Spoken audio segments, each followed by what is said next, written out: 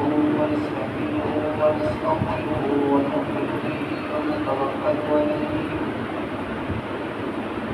ونعوذ بالله من شرور أنفسنا ومن سيئات أعمالنا من يهده الله فلا مضل له ومن يضلل فلا هادي له ونشهد أن لا إله إلا الله وحده لا شريك له ونشهد أن سيدنا وسندنا ونبينا ومولانا محمدا عبده ورسوله أما بعد فأعوذ بالله من الشيطان الرجيم بسم الله الرحمن الرحيم يا أيها الإنسان ما غرك بربك الكريم وقال الله تبارك وتعالى إن رحمة الله قريب من المحسنين صدق الله العلي العظيم وصدق رسوله الكريم ونحن على ذلك لمن الشاهدين والحمد لله رب العالمين. تمام حضرات عقیدت اور محبت کے ساتھ درود اللهم صل على محمد وعلى آل محمد كما صليت على إبراهيم وعلى آل إبراهيم إنك حميد مجيد. بزرگان محترم، وقت کافی ہو چکا ہے، آپ حضرات کا زیادہ وقت نہیں لیں گے. اللہ آپ کا آنا قبول فرمائے. دعا قبول کرانے کے لیے آئے. دعا مخ العبادت، عبادت کا مغز ہے. حضرت عائشہ صدیقہ رضی اللہ تعالیٰ عنہ نے حضور پاک صلی اللہ علیہ وسلم سے فرمایا یا رسول اللہ کوئی اسم اعظم بتا دیں جس سے میں اللہ سے دعا مانگا کروں. سرکار دو عالم صلی اللہ علیہ وسلم نے ارشاد فرمایا عائشہ تو دنیا مانگے گی اس لیے میں تجھے اسم اعظم نہیں بتا. تو حضرت عائشہ ناراض ہو گئی، سجدہ کر رہی ہیں تو سجدے میں جا کے یہ الفاظ پڑھ رہی ہیں یا حیو یا قیوم برحمتک نستغیث. امام الانبیاء نے کہا کہ عائشہ میں نے تجھے اسم اعظم نہیں بتایا، اللہ نے تیری زبان پر جاری فرمایا. دعا عبادت ہے، پورا دین کا خلاصہ دعا ہے. اہدنا الصراط المستقیم. اس لیے میں اور آپ اپنی دعاؤں کے اندر جان پیدا کریں. رسم و رواج والی دعا نہ ہو. دعا بڑے یقین کے ساتھ اللہ سے مانگنی چاہیے. صحابہ نے عرض کیا یا رسول اللہ آپ نے بڑی دعائیں مانگی ہیں، ہم ساری دعائیں کر نہیں سکتے، کوئی ایک ایسی دعا بتا دو جو ساری دعاؤں کو جمع کر دے. تو سرکار دو عالم صلی اللہ علیہ وسلم نے ارشاد فرمایا اللهم انا نسألك من خير ما سألك منه عبدك ونبيك محمد صلى الله عليه وسلم ونعوذ بك من شر ما استعاذك منه عبدك ونبيك محمد صلى الله عليه وسلم. یہ مانگا کرو. اس کا ترجمہ یہ ہے کہ اے اللہ جتنی خیریں تیرے حبیب صلی اللہ علیہ وسلم نے مانگی ہیں وہ ساری خیریں ہمیں عطا فرما، اور جن شرور سے پناہ مانگی ہے ان شرور سے ہمیں بچا. گویا کہ 23 سال سرکار دو عالم صلی اللہ علیہ وسلم کی دعاؤں کا نچوڑ یہ دعا ہے. 23 سال کی دعائیں اس میں موجود ہیں. میرا اور آپ کا دو کریموں سے واسطہ پڑا ہے، دو کریموں سے تعلق ہے۔ ایک اللہ جس کو ارحم الراحمین کہتے ہیں، اور ایک محمد الرسول اللہ صلی اللہ تعالیٰ علیہ وسلم کی ذات گرامی جس کو رحمت للعالمین کہتے ہیں۔ کسی کو شاعر کہتا ہے یا رب تو کریمی ہو رسول تو کریم، صد شکر کے ہستیں بیان دو کریم۔ اللہ تیرا لاکھ لاکھ شکر ہے کہ تو نے مجھے دو کریموں کے اندر رکھا۔ سرکار دو عالم صلی اللہ علیہ وسلم سے ایک صحابی نے پوچھا یا رسول اللہ یہ بتاؤ قیامت کے دن حساب کون لے گا؟ آپ نے فرمایا اللہ لے گا۔ خوشی منانے لگ گئے، اچھا اللہ اتنا کریم ہے، اور کریم جب غلبہ پا لیتا ہے تو وہ معاف کر دیا کرتا ہے۔ یوسف علیہ السلام نے جب بھائیوں پر غلبہ پایا اس کریم نے تو سب کو کہا لا تثریب علیکم اليوم یغفر اللہ لکم، چلو تمہارے سارے گناہ معاف، تم سب کو میں معاف کرتا ہوں۔ اللہ نے رحمت کے لیے رحمت کے 100 حصے پیدا کیے، صرف ایک حصہ زمین میں اتارا ہے جس سے ماں اپنے بیٹے پر رحم کرتی ہے، باپ اپنے بیٹے پر رحم کرتا ہے، جانور اپنے بچوں پر رحم کرتے ہیں۔ 99 حصے تو اللہ نے اپنے پاس ابھی تک رکھے ہوئے ہیں جو قیامت میں اللہ استعمال فرمائے گا۔ اللہ نے کوئی صفت ایسی ذکر نہیں کی۔ الرحمن، عرش پہ کون بیٹھا ہے جی؟ الرحمن علی العرش استویٰ، رحمان عرش پہ قہار نہیں بیٹھا، رحمان بیٹھا ہے۔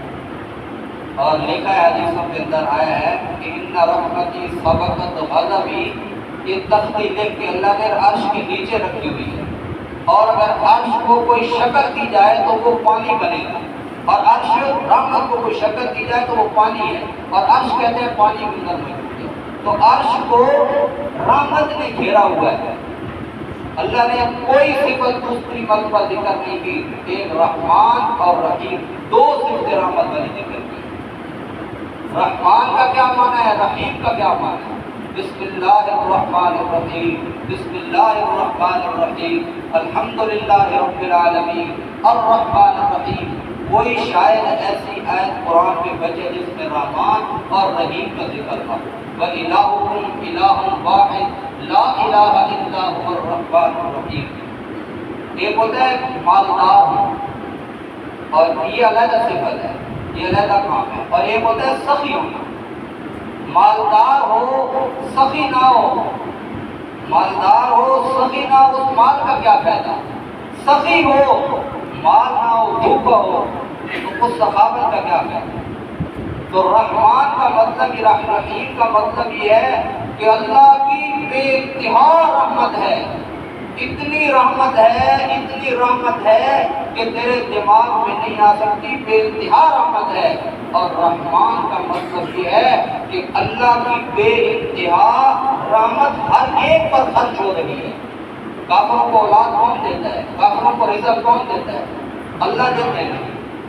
تو اللہ کی رحمت خرچ ہو رہی ہے، بندوں پر بھی ہو رہی ہے، آنکھوں پر بھی ہو رہی ہے، مومنوں پر بھی ہو رہی ہے، کافر۔ تو اللہ جل جلالہ کی رحمت بہت بڑی وسیع ہے۔ ان رحمتی سبقت غضبی، اللہ فرماتے ہیں میری رحمت اور میرے غصے کا جب دوڑ لگتی ہے تو میری رحمت آگے نکل جاتی ہے، میرا غصہ پیچھے رہ جاتا ہے۔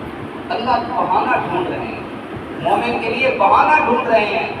چھوٹے چھوٹے کام پہ اللہ ثواب دی جا رہے ہیں۔ اگر بندہ بیمار ہوتا ہے، اللہ فرماتے ہیں تم بیمار ہو گیا تھا، صحت کی حالت میں تم نماز پڑھتا تھا، اعتکاف بیٹھتا تھا، روزے رکھتا تھا، اب تم بیمار ہو گیا ہے تو روزے نہیں رکھ سکتا، اعتکاف نہیں کر سکتا، نفل نہیں پڑھ سکتا، تلاوت نہیں پڑھ سکتا، تلاوت نہیں کر سکتا، اب میری رحمت آ گئی ہے، یہ سارا ثواب تیرے نام اعمال میں لکھوں۔ کانٹا چبھے گناہ معاف۔ ابھی نیت ثواب کی ایک نیکی کی نیت کی ہے، فرشتے نے ثواب لکھ دیا، اور نیکیاں لکھنے والا فرشتہ امیر ہے اور دوسرا مامور ہے۔ نیت کی نیکی کی نیکی لکھی گئی، گناہ کی نیت کی گناہ نہیں لکھا گیا۔ جب تک گناہ کرے گا نہیں، پھر گناہ کر دیا تو فرشتہ کہتے ہیں امیر صاحب اس کا گناہ لکھ لوں، تو وہ نیکی والا فرشتہ کہتا ہے تجھے کیا جلدی ہے، توبہ کرنے والی کسی کی کوئی ضرورت نہیں، 6 گھنٹے انتظار کرتا ہے، ہو سکتا ہے توبہ کر لو 6 گھنٹے کے بعد نہیں ہوتا۔ وہ اتنا کریم رب ہے، اس رب کی طرف میں اور آپ دوڑیں، اس کی رحمت اتنی بے انتہا ہے۔ سرکار دو عالم صلی اللہ تعالیٰ علیہ وسلم، سرکار دو عالم صلی اللہ تعالیٰ علیہ وسلم میں ایک دریا کے کنارے عبادت میں مشغول ہیں۔ ایک چڑیا آتی ہے، ریت کے 2 ذرے اٹھاتی ہے اور دریا میں جا کے پھینک آتی ہے۔ یہ ماجرا سرکار دو عالم صلی اللہ علیہ وسلم نے دیکھا۔ جبریل اترے، جبریل سے پوچھا جبریل یہ چڑیا کیا کر رہی ہے؟ فرمایا یا رسول اللہ امت کے لیے اتنا مانگتے ہیں، رحمت مانگتے ہیں، یہ آپ کو ایک منظر دکھا رہی ہے۔ سرکار دو عالم صلی اللہ علیہ وسلم نے جبریل سے پوچھا وہ کیا منظر ہے؟ فرمایا یا رسول اللہ یہ چڑیا بتا رہی ہے کہ جس طرح یہ ریت کے 2 ذرات ہیں یہ تیرے گناہ ہیں اور یہ دریا میری رحمت ہے، یعنی میری رحمت کے آگے تیرے گناہ کچھ بھی نہیں۔ ایک بیل کے سینگ پہ مچھر بیٹھ گیا، تو مچھر جب اٹھنے لگا تو کہنے لگا یار معاف کرنا تیرے سینگ پہ بیٹھ گیا تھا۔ بیل نے کہا مجھے تو پتہ ہی نہیں، تو پتہ نہیں بیٹھا تھا یا نہیں بیٹھا تھا۔ تو اللہ فرماتے ہیں تو اتنے گناہ کر، تو اتنے گناہ کر، تیرے گناہ کو مجھے پرواہ نہیں، میری رحمت بہت زیادہ ہے۔ ایک حصہ صرف اتارا ہے اللہ جل جلالہ۔ میں تو یہ سوچتا ہوں کہ اللہ تلے ہوئے ہیں اس بات پر کہ امت محمد کو میں نے جنت میں ضرور بھیجنا۔ 80 صفحے محمد عربی صلی اللہ علیہ وسلم کی امت کی ہوگی۔ سرکار دو عالم صلی اللہ علیہ وسلم نے اللہ پاک سے عرض کی اللہ میری امت کا حساب میرے حوالے کر دو۔ فرمایا معبود کیوں پریشان ہو، کیا بات ہو گئی؟ فرمایا اللہ میں چاہتا ہوں کہ میری امت کے گناہ گاروں کے جو گناہ ہیں دوسروں پر ظاہر نہ ہوں، اس لیے میں کہتا ہوں آج میں اپنی امت کا خود حساب لوں گا۔ سرکار دو عالم صلی اللہ علیہ وسلم کی عرض کر رہے ہیں اللہ کیا جواب دے رہے ذرا سننا۔ اللہ فرما رہے ہیں او میرے محبوب میں نے تیرے ساتھ وعدہ کیا ہوا ہے کہ تجھے اور تیری امت کو رسوا نہیں کروں گا، اور تجھے اتنا دوں گا کہ تجھے راضی کر کے چھوڑوں گا۔ اللہ فرماتے ہیں اللہ سرکار دو عالم صلی اللہ علیہ وسلم فرماتے ہیں حضور سرکار دو عالم صلی اللہ علیہ وسلم یہ بات سن کے ارشاد فرمایا میں اس وقت تک جنت میں نہیں جاؤں گا جب تک ساری امت جنت میں نہ چلی جائے۔ حساب کتاب ہو رہا ہوگا، سرکار دو عالم صلی اللہ علیہ وسلم کو فرشتے کہیں گے یا رسول اللہ ممبر پر تشریف رکھیے۔ سرکار دو عالم صلی اللہ علیہ وسلم فرمائیں گے میں ممبر پر اس لیے نہیں بیٹھ رہا ہوں، ہو سکتا ہے تم ممبر کو اڑا کے جنت میں چلے جاؤ اور میری امت پیچھے رہ جائے، میں اپنی امت کے ساتھ جانا چاہتا ہوں، اور رحمت للعالمین ہے۔ سرکار دو عالم صلی اللہ تعالیٰ امت کو بخشنے کا بہانہ حضور پاک صلی اللہ تعالیٰ علیہ وسلم اللہ پاک سے التجا کر رہے ہیں اللہ میری امت ایک قیامت کے دن ایک بندہ آئے گا، اللہ اس سے پوچھیں گے ہاں بھائی یہ تم نے چھوٹے چھوٹے گناہ کیے تھے، حدیث کے اندر آتا ہے مسلم کی روایت ہے، چھوٹے چھوٹے گناہ کیے ہیں، وہ اقرار کرے گا یہ چھوٹے چھوٹے گناہ کیے ہیں، اللہ نور کا پردہ درمیان میں کنات کی شکل میں لگا دیں گے تاکہ کوئی گناہ دیکھے نہیں، تو اللہ کہیں گے کہ یہ چھوٹے چھوٹے گناہ جو تم نے کیے تھے نا میں نے یہ سارے تیرے نیکیوں میں تبدیل کر دیے۔ وہ بڑا خوش ہوگا اور ہم کہے گا اللہ بڑے گناہ تو ابھی پیچھے پڑے ہیں وہ نیکیوں میں تبدیل کرو۔ سرکار دو عالم صلی اللہ علیہ وسلم راوی کہتے ہیں کہ جب یہ حضور پاک صلی اللہ علیہ وسلم یہ حدیث بیان کر رہے تو کتنے کھلائے اور اتنے ہنسے کہ آپ صلی اللہ علیہ وسلم کی داڑھیں ہمیں نظر آئیں کہ دیکھو کتنا لالچی ہے کہ اب کہتے ہیں بڑے بڑے گناہ بھی پیچھے پڑے ہیں، وہ بھی ہمارے اللہ پاک پر۔ تو اللہ تو امت محمد کو ایک بوڑھی آئی سرکار دو عالم صلی اللہ علیہ وسلم کے پاس، فرمایا یا رسول اللہ میں تندور میں آگ جلاتی ہوں، میرا بیٹا تندور کے پاس آتا ہے، میں بیٹے کو پیچھے کرتی ہوں، میں تندور میں گرم ہوا اپنے بیٹے کو لگانا پسند نہیں کرتی، اللہ تو مجھ سے بھی بڑے رحیم ہے، اللہ کیسے تندور میں ڈالیں گے، جہنم میں مسلمان کو ڈالیں گے۔ سرکار دو عالم صلی اللہ علیہ وسلم نے یہ بات سنی تو آپ کی مبارک آنکھوں سے آنسو آ گئے، فرمایا اللہ تو بھیجنا چاہتے ہیں، وما ظلمهم اللہ ولکن كانوا انفسهم یظلمون، جو خود نہ جانا چاہے ان کا کیا کیا جا سکتا ہے، اللہ کی رحمت تو بے انتہا ہے۔ سرکار دو عالم صلی اللہ علیہ وسلم قیامت کا دن ہوگا، فرمایا جب امت مجھے آ کر پریشان کرے گی میں سجدہ کروں گا، اتنا لمبا سجدہ کروں گا کہ 3 دن اور 3 راتیں کا وقت لگ جائے گا، میں سر سجدے سے نہیں اٹھاؤں گا۔ پھر اللہ پاک مجھے فرمائیں گے ارفع راسک یا محمد، اے میرے محبوب سر اٹھاؤ۔ سرکار دو عالم صلی اللہ علیہ وسلم بڑے مغموم رہتے تھے، اللہ نے اپنی رحمت قرآن پیر عبد القادر جیلانی رحمۃ اللہ علیہ کی بارک میں لکھا ہے 18 سال اللہ کی رحمت بیان کی، 18 سال۔ ایک دن اللہ کا جلال بیان کر دیا تو لوگ رونے لگ گئے، ایک آدمی تو وہی فوت ہو گیا اللہ کے جلال سے، تو اللہ نے حضرت قرآن پیر عبد القادر جیلانی کو الہام کیا کہ تم میرے جلال بیان کرتا ہے، فرمایا اللہ میں نے 18 سال تیری رحمت بیان کی ہے، تو فرمایا عبد القادر میری رحمت کیا 18 سال کے ختم ہو گئی تھی؟ اس کی رحمت بے انتہا ہے، اور آخرت میں اتنی رحمت ہوگی، اتنی رحمت ہوگی کہ ایڑیاں اٹھا اٹھا کر شیطان بھی کہے گا کہ آج میری بھی بخشش ہو جائے۔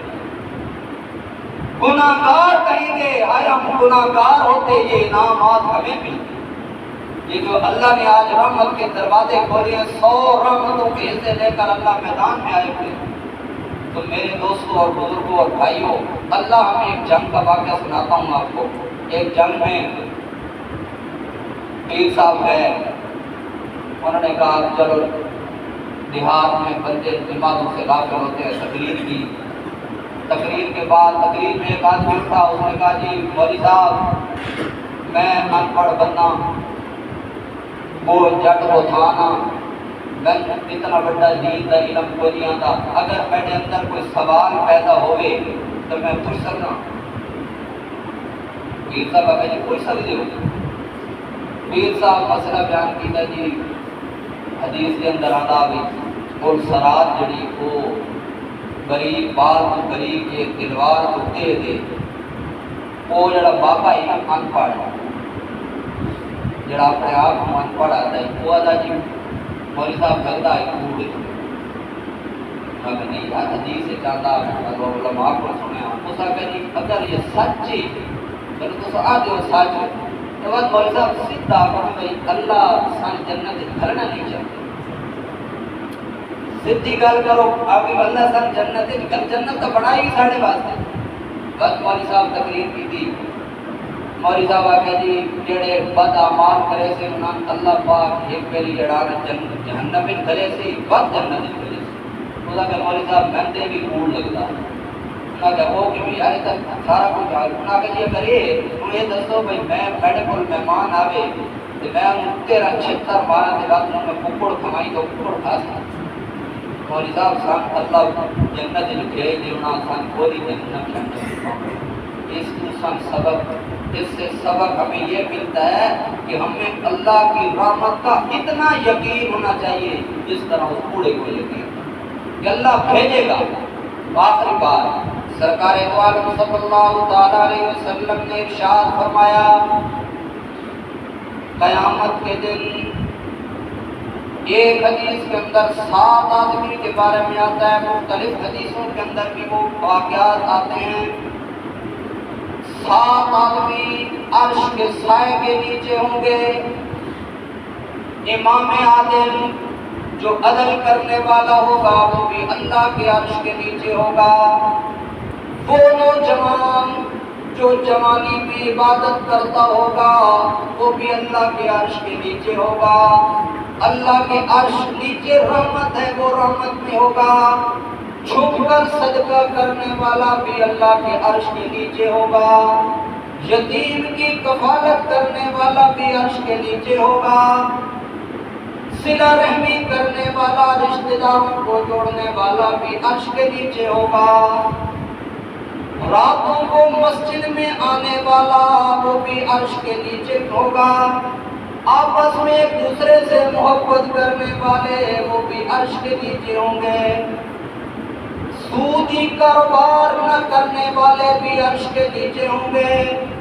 تجارت میں سچ بولنے والے وہ بھی عرش کے نیچے ہوں گے۔ اور رشوت نہ لینے والے وہ بھی عرش کے نیچے ہوں گے۔ بڑے بڑے گناہوں کو اللہ کے لیے چھوڑنے والے، گناہ کی دعوت دینے پر انکار کرنے والے بھی اللہ کے عرش کے نیچے ہوں گے۔ گویا کہ اللہ نے آدمی ایسے ہمیں گنوائے ہیں کہ ہر آدمی فٹ ہو سکتا ہے۔ جو عمل کرے یہ سوچے نماز پڑھنے آئے گا اندھیرے میں آ رہا ہے تو عرش کا سایہ تو مل گیا۔ جس کو عرش کا سایہ مل گیا وہ اللہ کی رحمت میں آ گیا۔ تو میرے دوستوں بزرگوں بھائیوں، اللہ کی رحمت اتنی ہے کہ میں اور آپ لفظوں میں بیان نہیں کر سکتے۔ اللہ مجھے اور آپ کو اپنی رحمت کا اللہ کچھ بھی حصہ عطا فرما دے۔ وآخر دعوانا